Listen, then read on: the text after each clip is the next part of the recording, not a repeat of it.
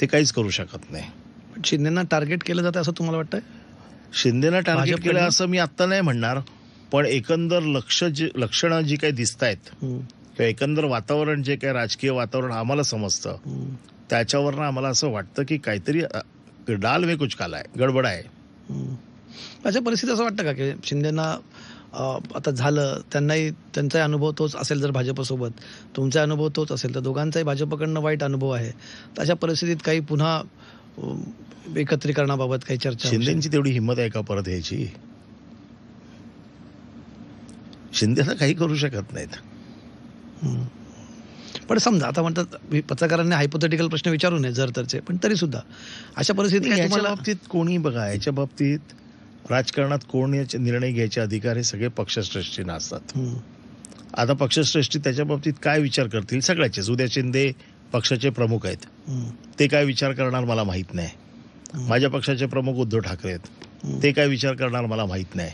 भारतीय जनता पक्षाचे प्रमुख जे कोण असतील ते काय विचार करणार माहित नाही. त्याच्यामुळे राजकारणात जर तर चालत नाही.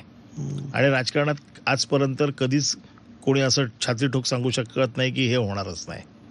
बरं, हे फार तुम्ही महत्वाची गोष्ट बोलता. पण शेवटी जे काय मला समजतं, शिंदेचे परतीचे सगळे दोर आमच्यापेक्षा बीजेपीने कापून ठेवलेले आहेत.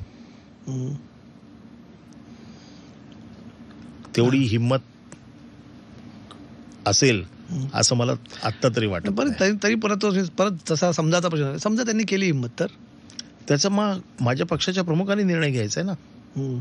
तो निर्णय अनिल परब नाही घेऊ शकत ना. तुम्हाला एक शिवसैनिक म्हणून काय वाटतं का? बघा, एकीकडे ना राष्ट्रवादीमध्ये दोन्ही राष्ट्रवादी एकत्रीकरणाच्या चर्चा सुरू आहेत. नाही, शेवटी राष्ट्रवादीच्या राजकारणाचा पॅटर्न वेगळा आहे.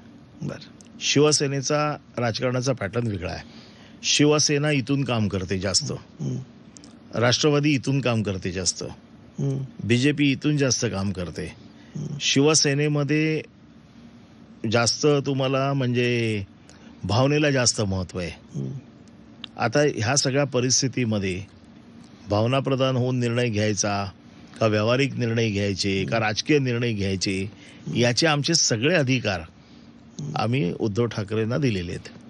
आणि ते जो निर्णय घेतील तो आमच्यासाठी अंतिम निर्णय असेल. भाजपसोबत सुद्धा परत आम्हाला थोडी मधल्या काळात, मी सलगी म्हणणार नाही, पण थोडी जवळीक वाढताना दिसते. म्हणजे कोण कोणाचा वैरी नसतो आणि सलगी हा विषयच नाही आहे का. मी काल मधल्या काळात अगदी संभाषणच तुटलं होतं, अगदी एकमेकांचे चेहरे न बघण्या इतपत गोष्टी होत्या. आता किमान हसून भेटतायत, बोलतायत. परवा आम्ही बघितलं, भेटले, दोन मित्र असतात, भांडणं होतात, मारामारी होते, परत नंतर मग कधीतरी हसायला लागतात. याचा अर्थ काय ते परत मित्र होतात असं नाहीये. कटुतेची जी लेवल असते ती कधी कधी एक ग्रेड कमी होते, असं नाही ना ती कधी कमी होत नाही. आमचं आणि भुजबळांचं किती भांडण होतं.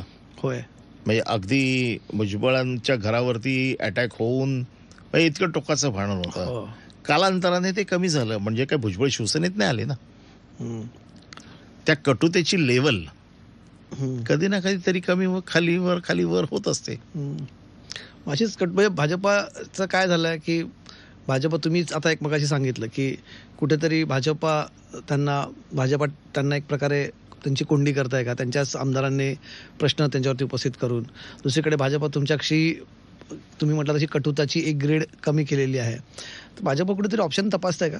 नाही, मी त्यांना असं दाखवतं की आमचे ऑप्शन्स तयार आहेत. त्यांच्या राजकारणाबद्दल मी काही बोलू इच्छित नाही. शेवटी त्यांनी काय राजकारण करायचं हा त्यांचा प्रश्न आहे, आम्ही काय करायचं हा आमचा प्रश्न आहे.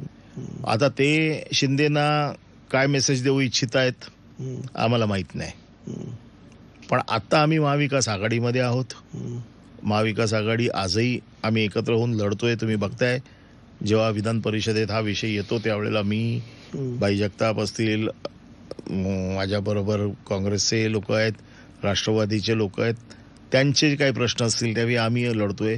म्हणजे आमच्याकडे तर आम्ही सगळं कोऑर्डिनेशन व्यवस्थित ठेवलेलं आहे.